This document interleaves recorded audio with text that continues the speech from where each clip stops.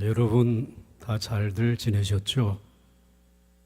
저도 여러분의 기도와 염려 덕분에 잘 지내왔습니다.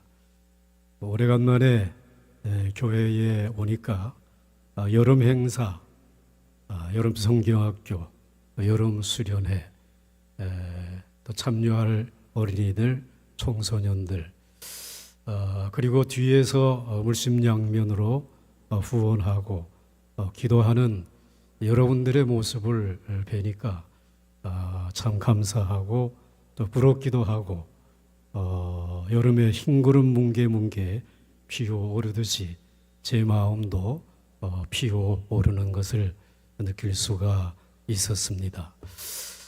이번 이 성경학교와 수련회에도 성령의 강력한 불이 참여하는 우리 학생들이나 또 후원하는 여러분들이나 기도하는 우리 교회 위에 충만히 임할 수 있기를 주의 이름으로 축원합니다. 아마 28년 전 8월 첫째 주간 1997년이라고 생각이 됩니다. 저는 교회에 13년을 이제 심우하고 그리고 안식년 휴가를 얻어서 동부에 있는 미국의 프린스턴 신학교에 여름 특강에 속주간 참여하고 그다음에 카나다에 가서 목회하고 있는 우리 교회 출신 이요한 목사님의 교회에 가서 말씀을 전하고 로스앤젤레스로 와서 여장을 풀려고 하는데 교회에서 급한 전화가 걸려왔습니다. 청년부가 남해 쪽으로 수련회를 갔는데 참여한 학생 가운데 한 청년이 물에 휩쓸려 나가서 실종하고 익사하는 사고가 일어났다라고 하는 소식을 받았습니다. 그 소식을 받고 충격은 말로 다 할 수 없죠. 그래서 부랴부랴 귀국할 수 있는 이제 비행편을 알아서 이제 귀국을 했습니다. 귀국하고 보니까 시차도 있고 또 비행기표를 구해가지고 오는 기간이 있어서 그 기간 동안에 벌써 우리 교회의 장로님들과 그리고 중직자들 온 교회가 일치 단결해서 그 청년의 장례를 무사히 다 마쳤다라고 하는 이야기를 들었습니다. 이제 그 청년은 교회에 나오지 않다가 여름 수련회에 참여한 것이고 그의 부모님은 교회에 나오지 아니하는 불신자였습니다. 삼각지에 사셨는데 제가 그곳에 우리 목사님들하고 같이 찾아가서 첫 대면을 어떻게 할까 하다가 무조건 무릎을 꿇고 그리고 사죄의 인사를 드렸습니다. 벼락이 떨어질 줄 알았습니다. 죽은 아들 살려내라고 외칠 줄 알았습니다. 그런데 너무나 뜻밖의 말씀을 하시는 것입니다. 목사님, 일어나세요. 저는 우리 아들이 천국에 간 줄로 믿습니다. 우리 아들이 살아서 마지막 죽음을 맞이했을 때에 이러한 장례식을 치러줄 사람들이 있을까 하는 생각이 들 정도로 온 교회가 마음을 다해서 조의를 표하고 그리고 위로해 주는 그 위로를 받으면서 굉장한 감동을 받았다는 것입니다. 이번 주일에 교회에 나가서 교인들에게 감사했다고 인사를 드리려고 준비 중에 있다고 말씀까지 하시는 것이었습니다. 그리고 예배를 드리자고 그래서 예배를 드리는데도 말씀에 아멘을 하시면서 우리 모두의 신방대원들의 마음을 누그러뜨려 주시고 편하게 해주셨습니다. 그렇게 인사를 드리고 이제 교회로 오잖아요.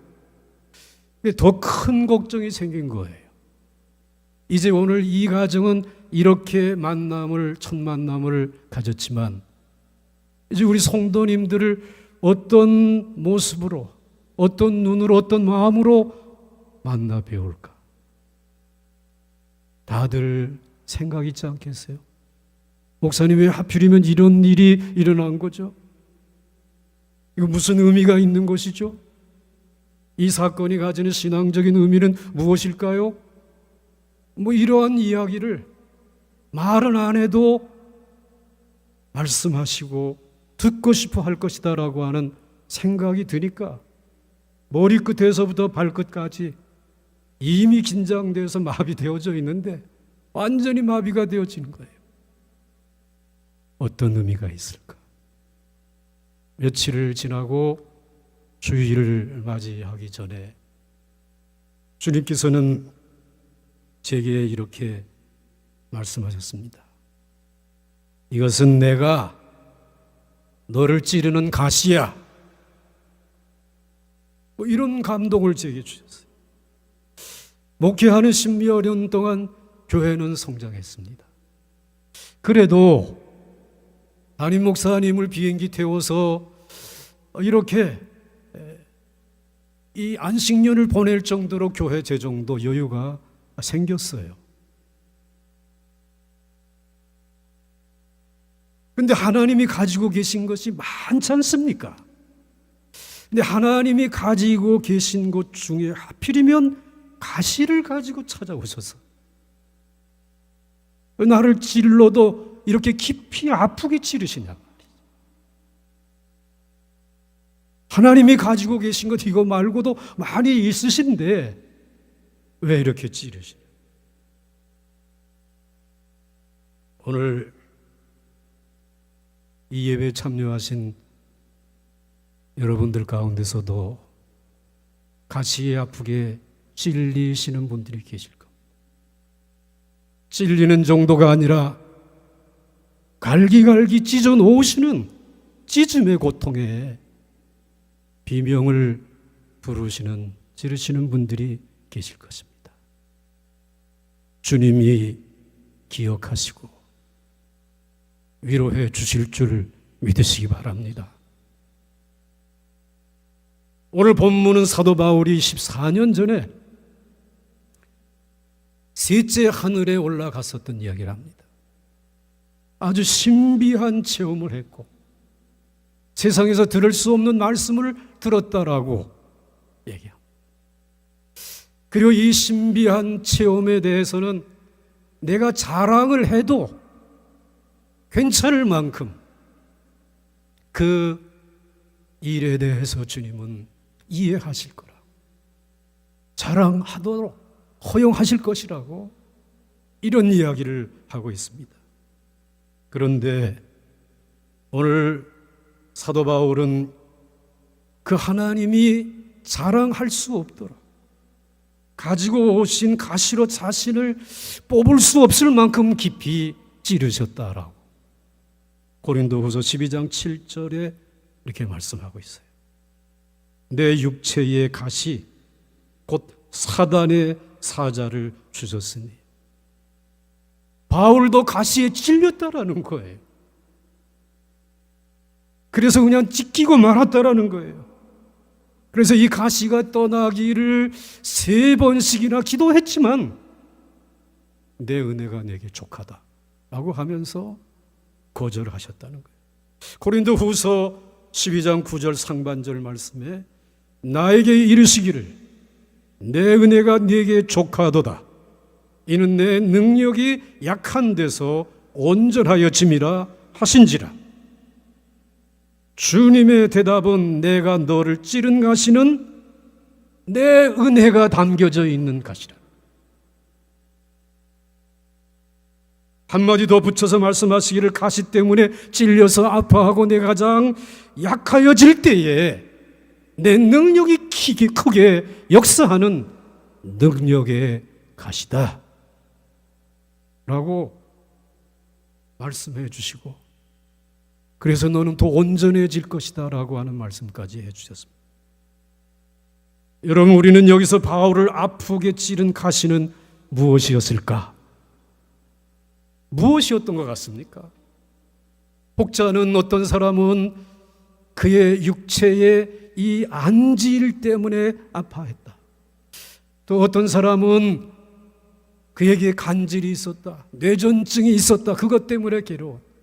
어떤 사람은 그는 결혼하지 않고 홀로 독신으로 살기 때문에 독신자 남성에게 불긋불긋 찾아오는 육체적인 정욕의 가시일 것이다 얘기하는 사람도 있고, 어떤 사람은 경제적인 가시일 것이다. 세계를 3번씩이나 돌면서 선교 여행을 하는데 그가 천막이나 기워가지고 어떻게 선교비를 다 조달할 수 있겠는가? 경제적인 어려움의 가시를 얘기하는 것일 것이다. 이렇게 해석하는 사람도 있습니다. 그런데 목회를 제가 끝내고 이제 와서 그 가시에 대해서 생각해 보니까 목회자인 나도 육체적인 연약함이 있잖아요. 아픔 가지고 살아갑니다. 경제적으로는 늘 그래 부족하지 않나 하는 생각이 들 정도로 경제적인 어려움도 있죠. 그런데 그러한 가시보다 더 아픈 가시가 있어요. 그게 뭔가 하면 내가 그렇게 복음을 열심히 전했는데 받아들이지 않는 것, 거부하는 것, 그 복음 안에서 우리 변화되어 새로워져 봅시다라고 하는데 절대로 변하지 아니하는 삶의 그 모습. 사실은 이것이 목회자에게 있어서는 가장 아프게 하는 가시. 그런 가시가 있어요. 사도 바울에게 있어서도 지혜를 자랑하는 헬라인들이 보복했죠. 유대인들은 그저 하나님의 능력을 보여달라고 하면서 복음을 거부하지 않았어요. 헬라인도 유대인도 변하지 않았어요. 오늘 목회자를 가장 아프게 하는 것은 그렇게 열심히 기도하고 열심히 전하는데도 받아들이지 않는 것, 그리고 변화되지 아니하는 삶의 모습, 이걸 보는 것만큼 아픈 가시는 없습니다. 지금 바울 사도는 고린도 교회에 2번째 편지를 보내고 있어요. 고린도라고 하는 것은 아시아에 있지 않고 유럽에 있어요. 그리스에 있는 아주 큰 항구 도시예요. 그런데 여러분, 이 고린도 그리고 헬라, 그리스, 이 세 개의 양대 문명, 히브리 문명과 그리고 이 헬라 문명이 두 축을 이루지 않습니까? 그런데 이 헬라의 문명, 즉 유럽의 오늘의 문명을 일궈낸 출발이 이 그리스, 아테네에서 또 시작이 된 거예요. 여러분, 그리스의 아테네에 가게 되면 그냥 돌산밖에 없잖아요. 그 돌산 위에 파르테논 신전이 이렇게 이제 남아있는 모습이. 그런데 그들은 이 아테네에서 고개만 넘어가면은 그곳에 보에오티아라고 하는 넓은 푸른 초원이 있어요. 그 초원의 저 끝자락에 가게 되면 고린도라는 항구도 있고 데살로니카라고 하는 항구도 있고 사람 살기 너무 좋은 곳이. 그런데 그곳에 머물지 아니하고 이 아테네라고 하는, 바로 아티카라고 하는 그곳에 머물면서 삶을 이어갔어요. 환경의 가시 중에 이보다 더 최악의 가시는 없는 그곳에서 이들은 삶을 꾸려간 것입니다. 이 돌산에다가 뭘 심어서 먹고 살지? 심을 수 있는 게 없었어요. 그런데 그곳에 어느 날 올리브 나무를 심었는데 올리브 나무가 자라고 열매가 막 맺혀지는데 또 많이 맺히는 거예요. 여기저기 올리브 나무를 심는 일들이 벌어지고, 그래서 그 바위로 된 산 주변에 틈틈이 올리브 나무가 푸르르게 자라고 열매가 맺혀지고, 열매가 맺혀진 올리브 유를 짜서 생계를 유지해 나가게 되었어요. 그러다 보니까는 올리브 기름을 저장할 수 있는 도자기를 만들게 되고, 그 도자기를 아티카 도자기라고 얘기하는 이름이 붙여지고, 이왕이면 도자기를 그냥 만들지 말고 여기다가 그림을 예쁘게 그려서 그렇게 팔고 그리고 보관하도록 하자. 그러다 보니까는 예술이 꼽히기 시작했어요. 예술이 꼽히고 그 올리브유가 세계 3대 이제 장수식품에 들어가다 보니까는 여기저기에서 요청하는 사람이 많으니까 전 세계 판로를 개척하다 보니까는 항구에서 배를 타고 나가야 되잖아요. 항구에 배를 타고 나가서 판로를 개척한 사람이 그 유명한 알렉산더라는 사람입니다. 그 이후로 그리스는 선박의 왕들이 한 번도 바뀐 적이 없어요. 엄청난 굉장한 문명이, 재력이, 그리고 자부심이, 지혜가 그들에게 있어요. 이러한 그들, 거기에서 끝나지 아니하고 우리들이 사는 집은 목재가 아닌 석재로 한번 집을 지어보자 그래가지고 파르테논 신전을 그렇게 멋지게 짓잖아요. 유럽은 지금에 가도 돌집이야. 석조로 지은 집이야. 성전도 석조, 관청도 석조, 다 석조로 되어져 있는 그런 문화를 가지고 있는데, 이 사도 바울이 예수 믿으시라고 담 깨고 정신 차리고 오래전에 듣던 목소님의 목소리라고 그러지 말고 정신 바짝 차리고 그거 받아들이겠어요? 고린도 사람이, 아테네 사람들이 받아들이겠어요? 헬라인들이 지혜를 자랑하는 이들이 받아들이겠습니까? 아테네에서 그렇게 열심히 최선을 다해 설교 준비를 해가지고 전했는데도 한 사람도 예수를 믿지 않은 거예요. 상처가 됐겠죠. 너무 아픈 거야. 그 가시, 저는 그 가시가 무엇인지 알아요.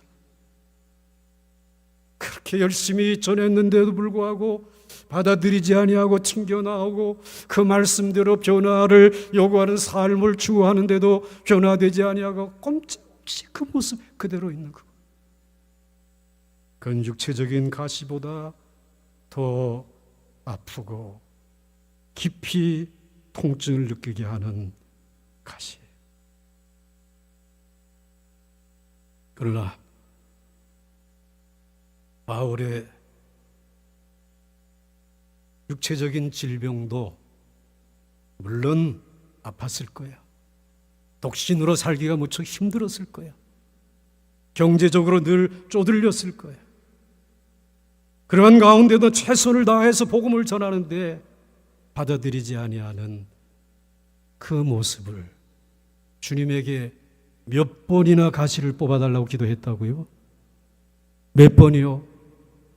3번이나 기도했는데도 불구하고 내 은혜가 네게 족하다.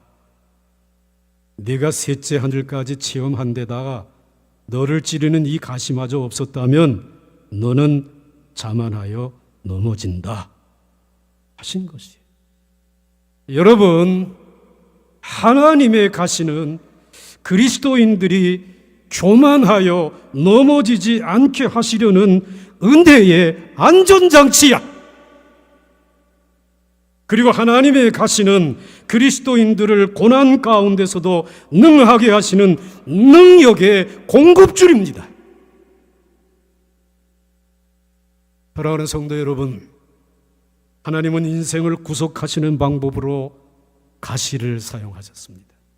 아담과 하와 에덴 동산에 살 때에는 가시와 엉겅퀴가 없는 데서 살았어요. 너무너무 편안하고 좋았어요. 그런데 범죄하고 죄를 짓고 난 다음에 하나님께서 아담과 하와를 에덴 동산에서 내어 쫓으셨어요. 그러나 자신의 형상대로 지은 그들을 사랑하시잖아요. 구속하시기를 원하셨어요. 그래서 여전히 이 세상에서 살아가는 방법을 하나 제시해 주셨어요. 그것이 창세기 3장 18절 말씀에 땅이 내게 가시 덤불과 엉겅퀴를 낼 것이라.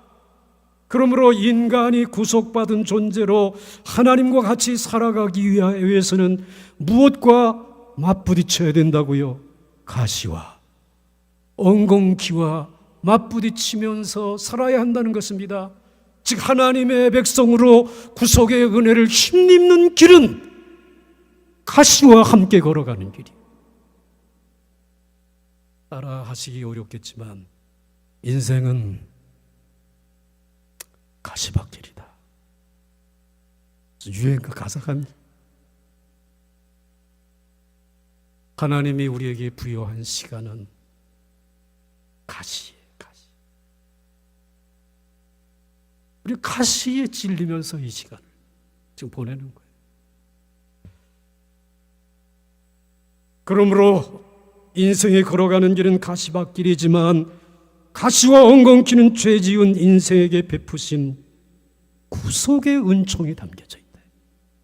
살 수 있게 해주신다. 생존하게 해주신다. 거기에서도 번성을 체험케 해주신다는 거예요. 이스라엘 백성은 어떻습니까? 이스라엘 백성을 구속하실 때도 불붙는 가시떨기 나무의 모습을 모세에게 이스라엘 백성에게 보여주시잖아요. 출애굽기 3장 2절 말씀에 여호와의 사자가 가시떨기 나무 가운데로부터 나오는 불꽃 안에서 그에게 나타나시니라. 이 말씀은 영적으로 의미가 있죠. 모세가 출애굽의 역사를 이루기 위하여 가려고 하는 그 자리에 하나님은 가시와 엉겅퀴라고 하는 것을 보여주신 것이에요. 그리고 출애굽해서 이스라엘 백성들이 족과 꿀이 흐르는 땅으로 가는 그 구속의 여정 속에도 여전히 가시와 엉겅퀴가 있다는 말씀이죠. 가시떨기 나무가 있다는 말이죠. 그리고 그것을 없애버리기 위해서 불로 사루지만 아무리 사루어도 그 가시 나무는, 떨기 나무는 사라지지 않았어. 여전히 모세 앞에 버티고 있는 거예요. 이스라엘 백성의 광야의 여정 가운데 여전히 가시떨기 나무는 버티고 있는 거예요. 그런데 놀라운 것은 그 가시에 붙은 불은 여호와의 불이기에 떠나지 아니하고 어려운 가시에 찔릴 때마다 불기둥이 되어 주시고 구름 기둥이 되어 주시고 이스라엘 백성들을 앞서가며 인도하시는 구속의 은총의 능력이 그 불붙는 가시떨기 나무 안에 있었더라. 가시는 하나님이 가지고 계신 것 가운데 우리에게 은총으로 깨닫게 해주시는 하나님의 능력이에요. 아멘. 한 사람, 꼭 한 사람입니다. 가시는 싫어요, 이 같아. 여러분, 신약의 그리스도는 어떻습니까? 아담은 그렇게 구속하셨고 이스라엘 백성은 그렇게 구속하셨는데 신약의 예수 그리스도는 하나님께서 어떻게 구속하셨나요? 마태복음 27장 29절 상반절에 가시관을 엮고 그 머리에 씌우고. 가시관 가지고는 안 돼. 옆구리를 창으로 찔렀어. 너무 큰 가시죠. 양손과 양발에는 못을 가지고 빵빵하고 찍었어요. 가시를 찌르고 또 찔른 것이.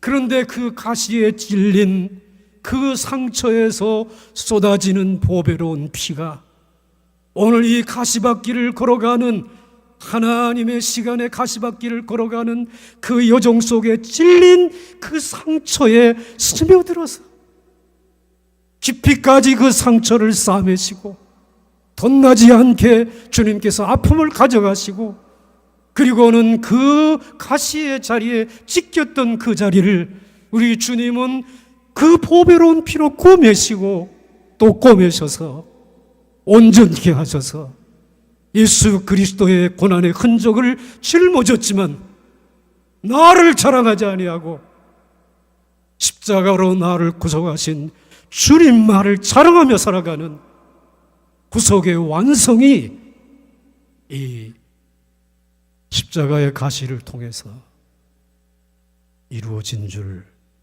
여러분 아십니까? 아십니까?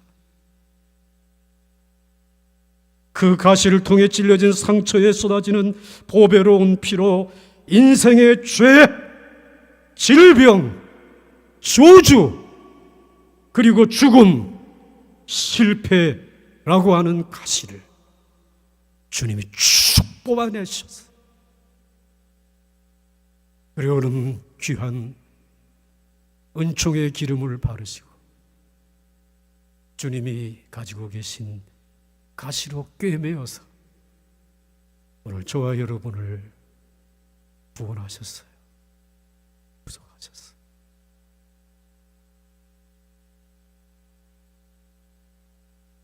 이렇게 창세기, 그다음에 출애굽기, 복음서에 예수님으로 이어지는 가시는 분명히 하나님의 가시죠.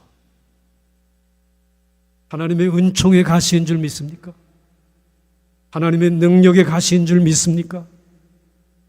그렇다면 여러분의 생애에 찾아와서 여러분을 찌르고 있는 가시가 하나님의 가시요, 은혜의 가시요, 치유한 능력의 가시인 줄 믿습니까? 그런데 저와 여러분들도 교회에 나올 때 어떻게 나오셨어요?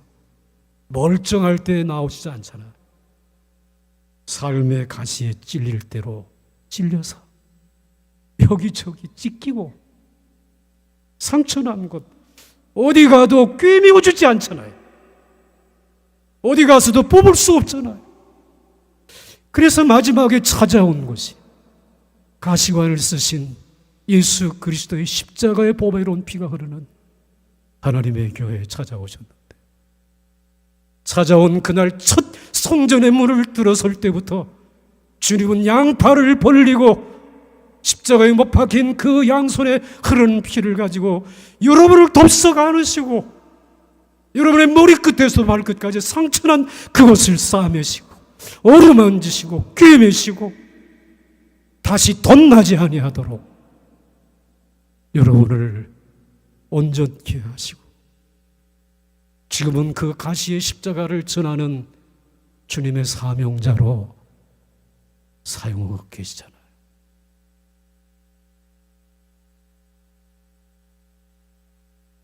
다시 처음으로 돌아가서 28년 전 가시로 인해 목회자인 저나 교회는 아픔을 당했어요. 교회가 가시로 찔리고 찢겨 나가고 울며 호소했지. 그런데 그건 시작에 불과하더라. 97년 연말이 됐는데 IMF라는 게 터졌어. 알만한 회사들이 다 무너진 거예요. 우리 교인들은 직장에서 다 쫓겨나고 신방 가게 되면 실직했다고 하는 얘기를 듣는 것이 목회자가 해야 될 일.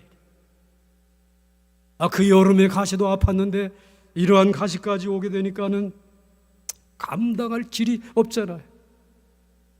이제 분명히 교회가 부흥하고 더 성장해야 되는 중요한 기로에 섰는데 이 교회가 재정적으로 예산이 무너지고 또 우리 교회는 선교하는 선교사님들을 통해 가지고 목회에 중점을 두던 교회인데 해외에 3곳에 단독 선교사님들이 나가죠. 환율이 아예 800원 정도 하던 게 1,600원, 높이 올라갈 때는 한 2,000원까지 이제 올라가는데 이걸 보내드리게 되면 반 토막도 더 안 되는 거야. 그러니까 선교사님들이 다 포기하고 들어와야 되는 그런 시점이야. 그런데 우리 교회 선교사님들은 다 선교지에 남아서 굶어 죽을 각오를 했던 모양이야.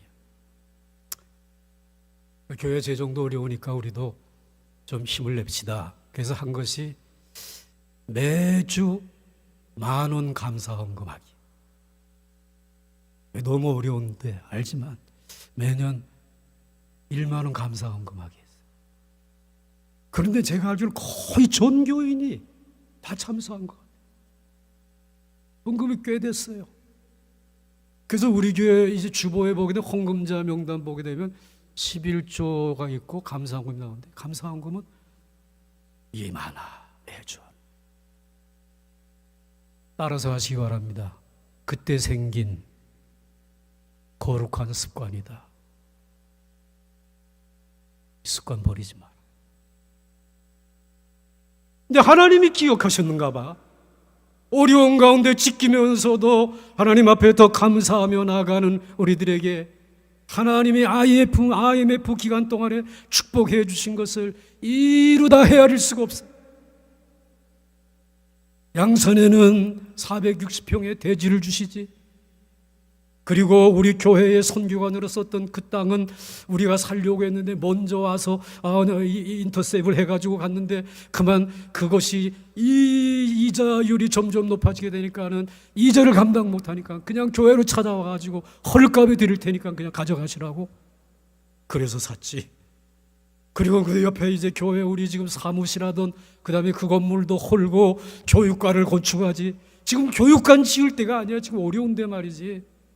교육관을 지어서 헌당했지. 김보라 김성 사라 선교사님 한 가정 더 파송했지.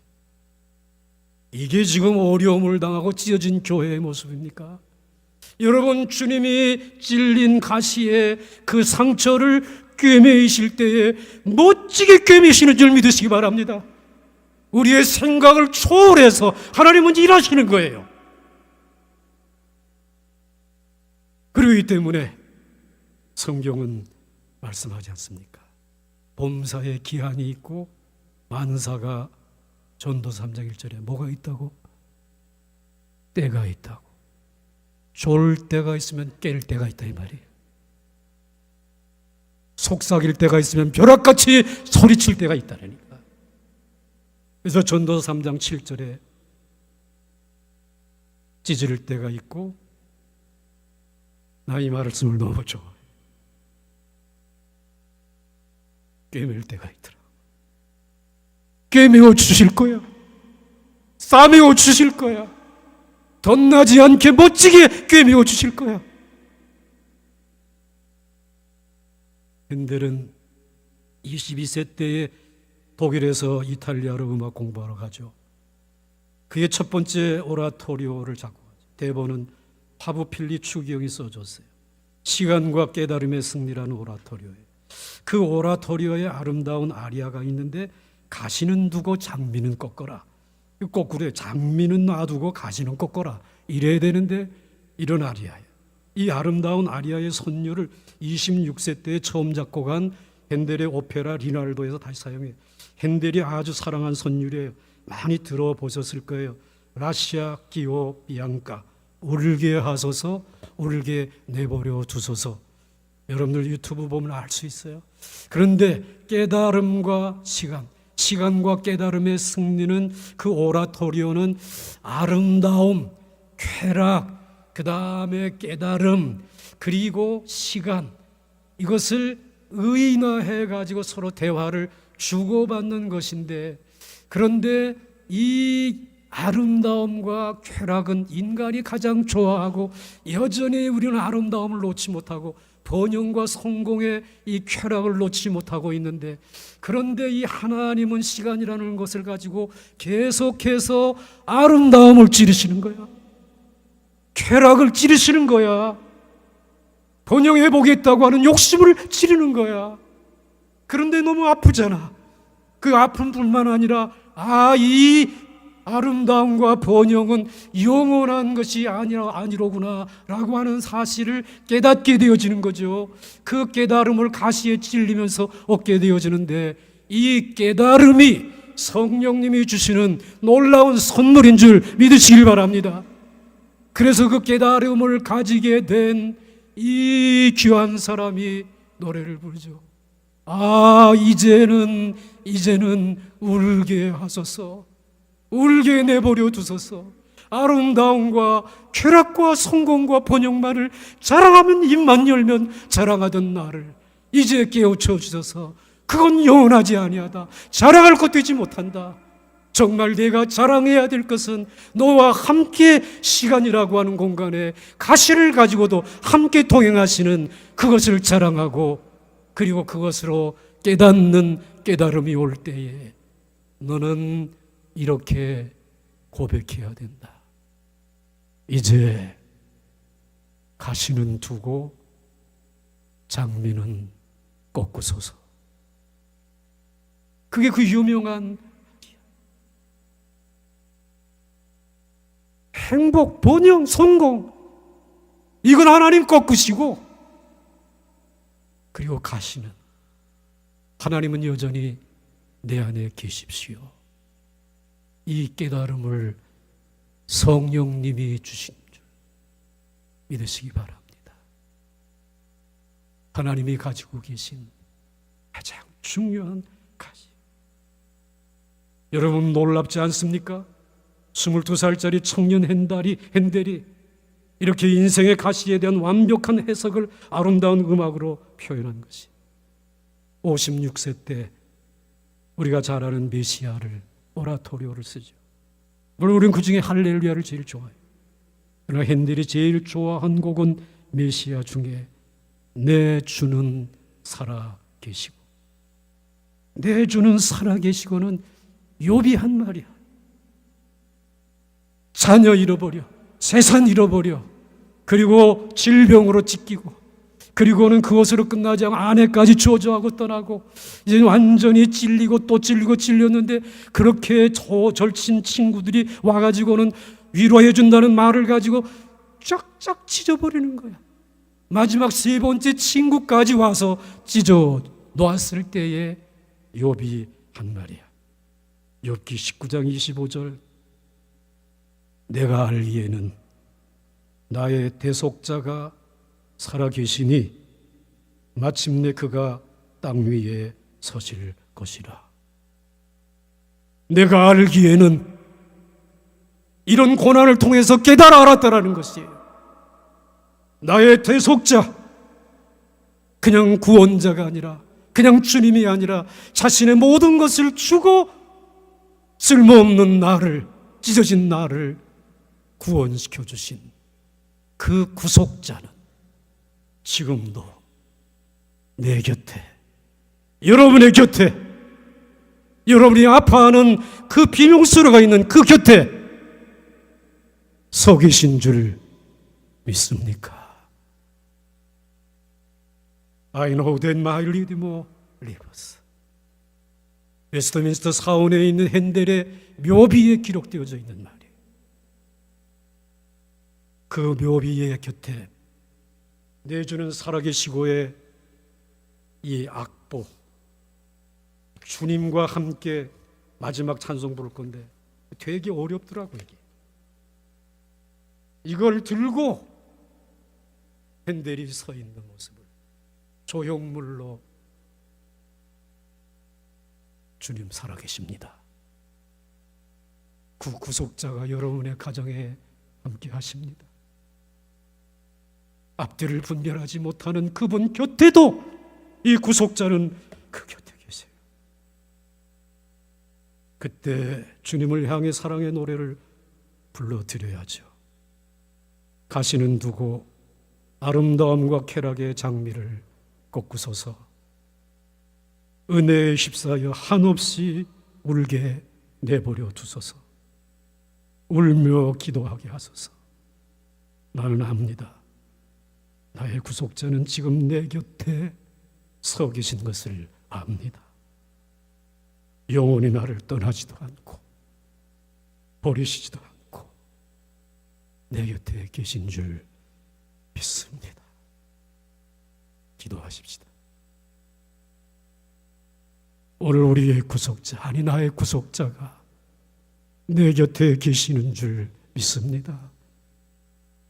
가시에 찔린, 찢겨진 그 아픔이 주님의 눈에 선히 보이시기에 하나님은 그냥 외면하지 아니하시고 사랑하는 아들의 가시관을 씌우시고 옆구리에 창을 받게 하시고, 그리고 이제 양발과 양손에 못을 받게 하신 보배로운 피를 흘려서 내 인생의 가시에 찔려서 아파하는 그 자리에 스며들게 하여 주시고, 깊은 곳까지 치료하시고 싸매시고 온전히 회복시키시고 다시 덧나지 않게 하여 주시고, 경제적으로 어렵던 무엇으로 어렵던 다시 일어서게 해 주신 내 구속의 주님이 오늘 내 곁에 계셔서 우리가 부르는 신앙의 고백이 담겨져 있는 찬송을 받아 주시옵소서. 이 찬송이 울려 퍼지는 모든 여정 가운데 저주는 떠나가게 하여 주옵소서. 죽음은 물러가게 하여 주옵소서. 심판은 떠나가게 하여 주시옵소서. 오늘 주님만이 주실 수 있는 은혜의 기쁨이 우리 안에 성령님과 함께 영원히 거하게 하여 주시옵소서. 예수님의 이름으로 간절히 기도드렸사옵나이다. 아멘.